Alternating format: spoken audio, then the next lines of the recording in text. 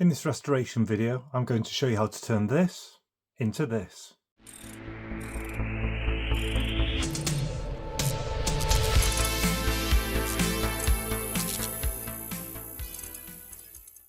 So here we have a vintage Rabone and Sons spirit level, and they were all the way through from 1877 to 1963.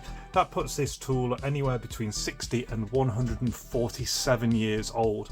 And the reason it attracted me, as with any of these kind of tools that have been made in the past, is I just love the way they blend form and function. And what caught my eye was this lovely mechanism where you just rotate this metal housing over the glass to protect it, and I thought it'd make an interesting video and a change from my usual stuff to try and restore this. I haven't got any specialist tools, it's just going to be some of the stuff that I have around in my house. So I'm going to film this and let's see how we get on. So I think the first thing I need to do is take this into the kitchen, fill up the sink with some warm soapy water and give this thing a really good scrub just to get rid of all this surface dirt. Lets us see what we're dealing with, and then I'll start deconstructing it and we'll take it from there. So I'll be back shortly after I've given this a good scrub. I'll put that there so we've got a before, and then next thing should be the after. Right, that's it clean just with the stiff brush, and it's got rid of some of that surface dust, but you can see it is heavily pitted with this rust, so we're going to have to get in and really remove that. But at least now, as we're handling it and taking it apart, it's not going to get everywhere. We can see this bubble is still inside this spirit. The bubble's still inside there, which is great. Unfortunately, this one has been damaged, so we're going to need to replace that one. So the next stage, I think, is to start taking this down into its component parts. Looks relatively straightforward with these this screw here. This obviously works on some kind of bearing, because that's going to swivel out. But we'll see how we get on. I'll start with the most obvious part, which would appear to be this. Look at the colour difference underneath there, with that silver compared to the rest of it. So hopefully we're going to get all of this section looking like that once we're done. So that lifts off there.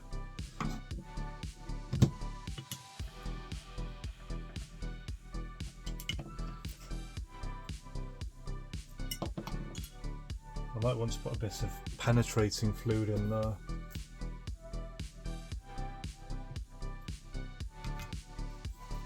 No, unfortunately I don't think that's going to want to come out.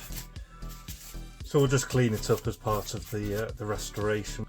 In the meantime, we need to get access to this part here.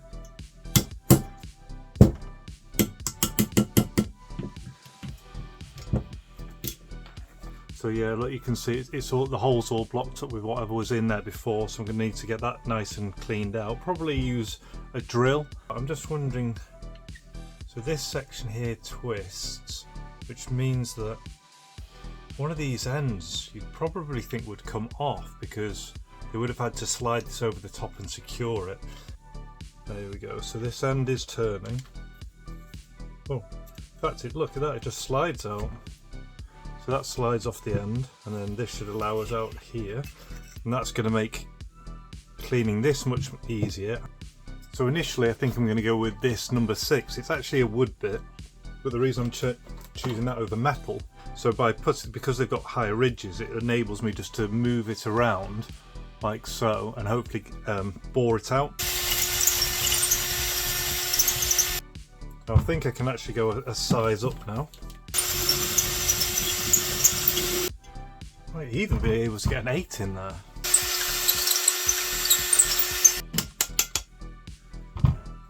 Just hoover all this dust up now. So I think the next thing to do is start attacking the rust, because we're going to want to get this painted, and as the paint sets in we can then work on polishing this part here. So I've got these wire brush wheels.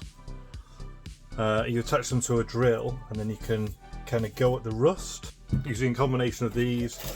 They come in different sizes. I've got these ones here, and you've also got the wheel type, so you can kind of go side on. So I'll come back to you once that's done. Right, that's me back after around 40 minutes of sanding with the drill, and this is what it looks like. So basically getting rid of all that black paint and as much rust as possible. What I had to do was put it in, like clamp it in a bench to stop it moving around as I was drilling, so that's a bit of a tip. So yeah, pretty much all gone from there now, and the bottom as well. I'm just going to get into a couple of parts now with the steel wool just to finish it off. Now that's done, I'm going to tape this up, and then hopefully I've got some suitable black spray paint, like a satin or maybe a slightly shiny finish to put on here. So I need to mask over this part here that's silver, mask over here and here, and yeah, I'm probably going to spray all of that as well. So I've just got this Rust-Oleum. It's a multi-purpose, which is good. It works on metals and it's a gloss finish as well. So I'm going to take this outside, put it on some cardboard and give it a few coats, and then come inside, have a tidy up, and then work on polishing these. So I'll see you shortly. So that's the first coat on. I'm going to give it around 20 minutes, go out, do another coat. It'll probably need about 3 light coats. In the meantime, let's turn our attention to polishing these up. Again, just common household polish. I like Ortisol, it's really good. If it's really bad, we might have to use the 4O on it again just to lightly lift, but we'll see. I think we're going to be here some time. Welcome back. I wanted to spare you the pain I was going through, but as you can see, it's come up really quite well. I don't have, you know, a cheat for infinite hours that I can put into these.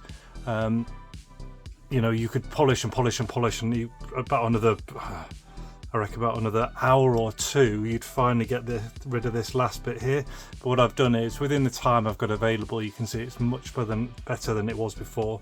What I've also done is I've got rid of those paint specks that were on here, just using some IPA, cleaned round the ends here. I've also cleaned these parts that we're going to see when they're reattached. Okay, the paint is now cured, and here it is. I think that looks really good. It took around, like I say, 4 light coats, I'd suggest. I've done it all over. Yeah, I just think that looks great. I mean, we can already see it coming together, that lovely coating and the polished metal. It's going to look fantastic when we put it back together again. So I'm going to take the tape off all the areas now, and then the first step is going to be to try and put in my replacement spirit level. Right, onto the replacement spirit level. So one thing I did before I started this was to kind of have a guess at how big this was going to need to be by just using a ruler and measuring between the points and having a look at the 2 caps. There was one size of see-through glass replacement spirit level, but it was £15, which A, isn't cost effective, and B, if it wasn't the right size, would have been a waste as well. So I ended up going for a slightly cheaper one, which was this one, the standard-ish colour, which I felt would fit best. So I think it's going to work fine. It's going to be like that.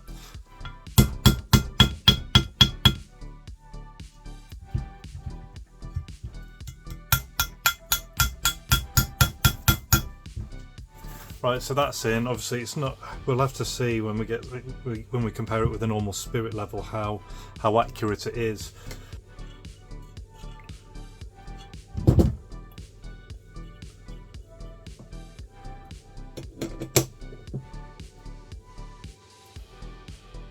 Right, that's looking close to what I have on my spirit level.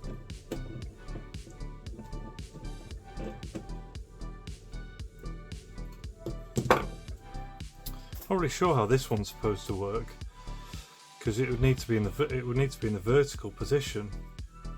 Right, so this one took a lot longer to calibrate than this one, mainly because the tube is floating and I had to use little bits of foam and stuff like that to try and get it so that it's not going to move.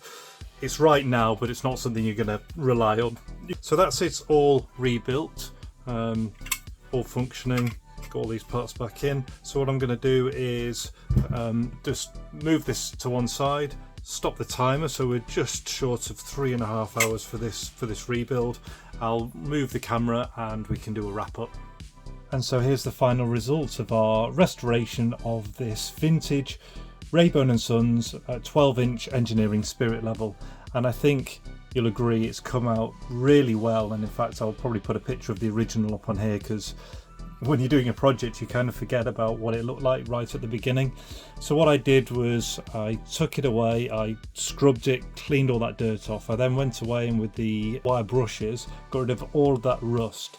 I then used 4 light coats of paint to bring the black back. I installed a new spirit level in here. It's a green one purely because the clear one's just not cost effective. It's £15. I then spent an awful long time cleaning all of the metal parts up. So as you can see here, this all fully functioning and looks much better. And then I rebuilt it and kind of semi-calibrated it, for want of a better word.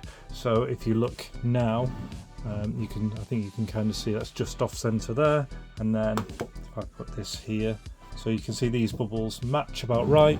And then if I move this one round, again you can see that's in the middle, and so is that. So they're calibrated. Not really sure how you would use this middle one, because it's the way it's designed, you can't really go sideways. I guess you could kind of go vertical, but I'm not too sure how that would work. But yeah, a 3.5 hour restoration. I just thought it was a really nice item. You know, it's somewhere between 60 and 147 years old. I hope you enjoyed the video. I certainly enjoyed doing something different. And if you did, check out the video that YouTube's going to suggest to you, probably up here right now. It's one of my other videos that I've already filmed. Until the next one, all the best, take care, and see ya.